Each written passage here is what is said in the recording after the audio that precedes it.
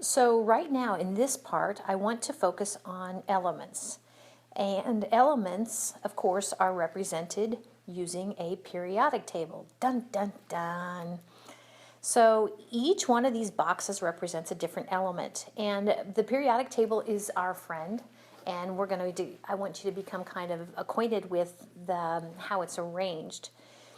So right off the bat, there are actually now 118 confirmed elements. So I don't know how well you can see this, but actually these boxes down here, this right here, this box says 118.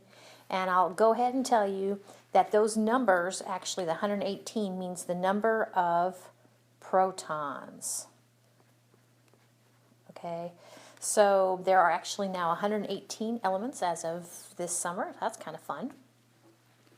There are only 98 of these elements naturally occur.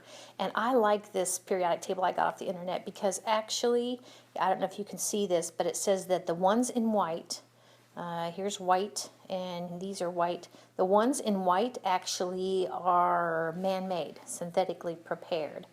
So in general, if I would ask you what the symbol of uranium is, hopefully you would tell me U.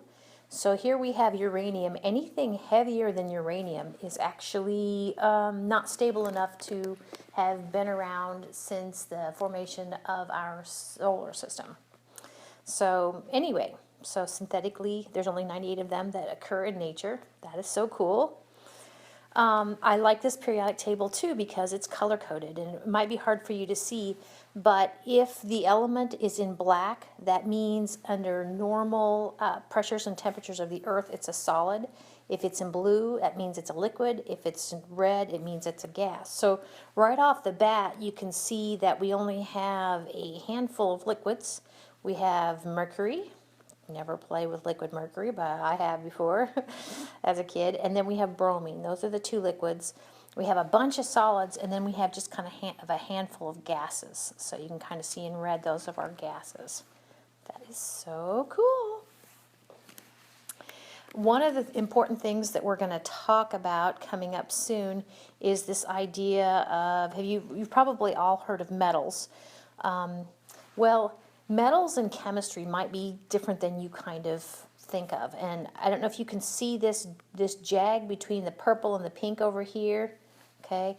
Actually, as I've kind of drawn it in red, that separates the metals from the non-metals. The men from the boys. No. Okay. So that's kind of neat from your periodic table. And then last but not least, I want to mention this, and I'll reinforce it later, but and I already said it. So do you remember this down here? I pointed to 118, and what did I say? 118 protons, okay? So actually that is the number of protons that an atom has. It actually tells you, I'll put it up here, protons equals identity. So protons equals identity. It basically differentiates, for instance, silver. I was looking at this the other day. You know how silver and gold go back and forth between silver and gold, right? But silver atom has 47 protons, and a gold atom has 79 protons. 47 and 79 protons. So that's a big difference to go back and forth between those two, right? So we call that the atomic number. I guess that is where I introduced this. This is a very important term in chemistry. Atomic number equals number of protons.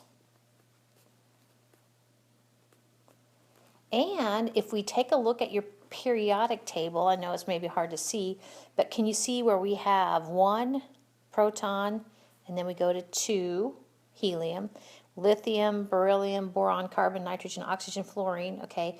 They are 3 through 10.